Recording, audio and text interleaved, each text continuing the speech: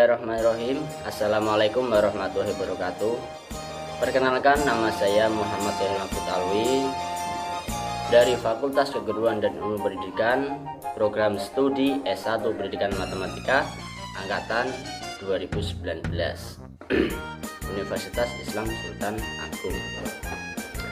Di sini saya akan sedikit menjelaskan tentang bagaimana sih kita menjadi seorang guru yang profesional. Nah, untuk menjadi seorang guru yang profesional, kita tidak hanya memiliki sifat rajin, disiplin, dan sabar. Selain sikap itu, kita harus memiliki sifat yang pertama, yaitu adil. Sebagai seorang guru, kita harus memiliki sikap adil. Adil di sini bukan berarti kita tidak berpihak pada satu sisi atau kelompok tertentu. Jadi kita harus mampu menyikapi setiap siswa dan karakter dan kemampuan yang beragam. Yang kedua, yaitu sebagai seorang guru yang profesional, kita harus memiliki sikap terbuka. Keterbukaan merupakan kriteria yang sangat penting bagi seorang guru. Menerima kedatangan, pertanyaan, kritik, hingga masukan dari siswa. Untuk memperbaiki karakter siswa, kita terlebih dahulu harus melakukan perbaikan. Cobalah bersikap demokratis, tentu kelas akan jauh lebih menyenangkan. Bukan hanya sikap ya, namun juga pikiran. Dengan terus berkembangnya ilmu, pengetahuan, dan teknologi, kita harus bisa berpikiran terbuka ketimbang mengotak-ngotakkan mana murid yang bodoh, mana murid yang pintar, dan sedang-sedang saja. Alangkah baiknya jika diubah sedikit cara berpikirnya.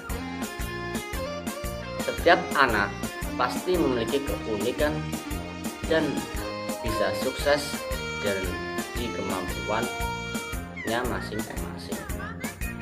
Ketika kita berpikiran terbuka, maka akan lebih mudah juga menyerap ilmu dari siapapun tanpa berpikir, saya sudah tahu itu, tidak harus mengerti lagi kan.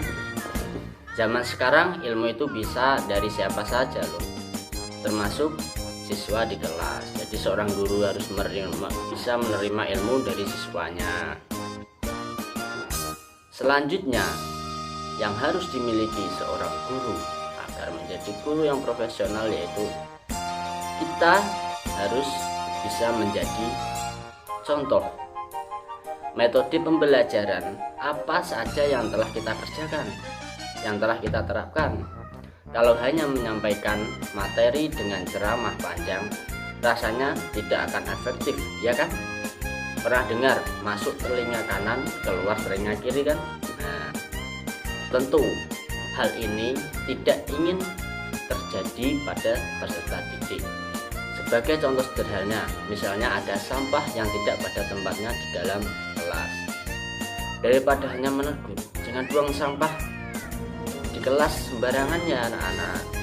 Alangkah baiknya jika kita langsung mengambil sampah tersebut dan memasukkannya dalam tempat sampah, kemudian ajaklah siswa kita bersama-sama membersihkan sambil menghias kelas kita.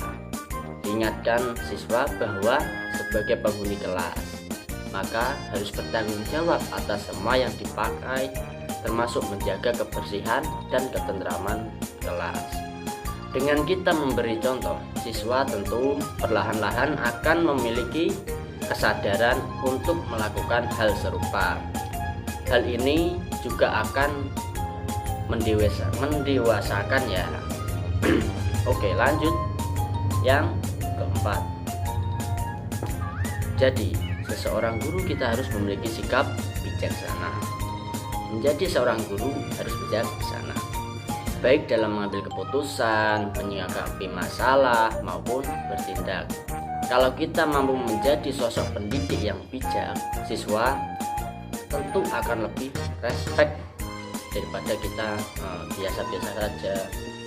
Pendidik yang bijaksana harus tahu bagaimana melakukan pendekatan yang tepat terhadap peserta didiknya. Inilah kelebihan dari sifat bijaksana. Yang selanjutnya, kita harus memiliki sifat fleksibel. Menjadi guru memang harus punya prinsip ya guys, baik dalam nilai-nilai maupun pengetahuan. Namun dalam menyampaikan prinsipnya, Bapak Ibu sebaiknya kita sebaiknya fleksibel. Fleksibel di sini maksudnya adalah tidak kaku dan mampu menyesuaikan kondisi, perkembangan, sifat, kemampuan, serta latar belakang siswa. Yang selanjutnya guys, ini adalah yang paling yang kita pasti bisa memiliki semua lah sikapnya, yaitu peka. Namun sulit ya. Kita sebagai guru harus bisa cepat mengerti, memahami, dan melihat dengan perasaan apa yang terlihat pada siswa, mulai dari ekspresi wajah, gerak-gerik, nada suara, dan lainnya. Jadi kita itu menjadi guru dapat segera memahami apa yang dialami oleh siswa. Tidak hanya cepat memahami, tapi juga cepat tanggap untuk menanggulanginya. Sebagai seorang guru yang profesional, kita juga harus memahami proses. Oke, dalam belajar mengajar, maka terjadilah sebuah proses. Nah, proses ini tidak selalu mudah dilalui dengan cepat, bergantung pada individu masing-masing. Maka, penting sekali bagi seorang guru untuk bisa memahami arti sebuah proses.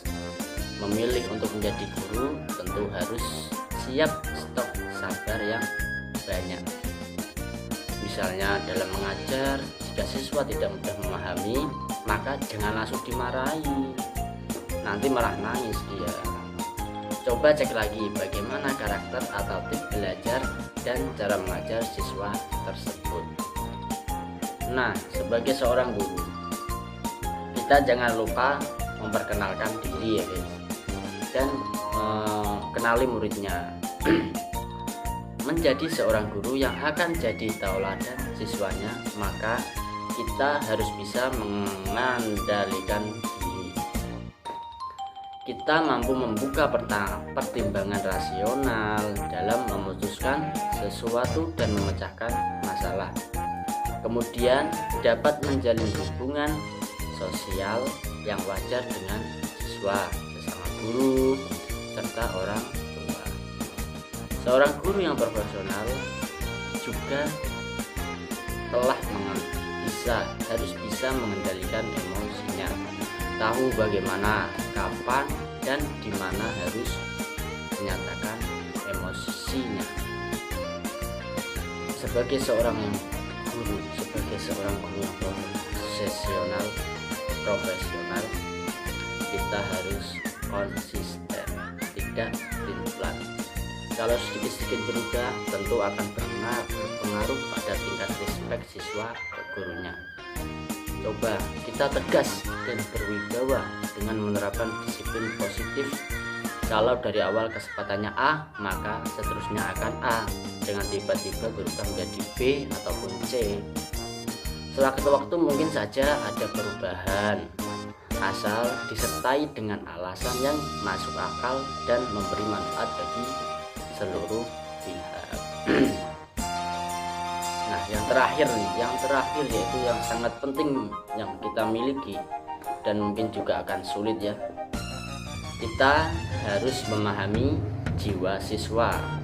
Ini mungkin sangat sulit ya, karena kita harus memiliki sikap sabar dan lain sebagainya lah. Seorang guru itu layaknya dokter. Bagaimana dokter mengobati pasien yang sakit? Tentu dokter tersebut harus paham jenis penyakit yang diderita beserta pengobatannya. Nah, sama halnya dengan guru, mengobati jiwa siswa dan membentuk karakter baik.